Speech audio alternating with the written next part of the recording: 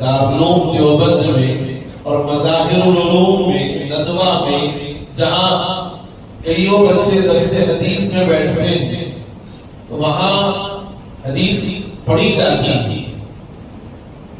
تلاوت ہوتی ہے، پھر اس کے بعد جہاں حدیث پر کلام کرنا ہوتا ہے وہ کلام استاد کرتے ہیں۔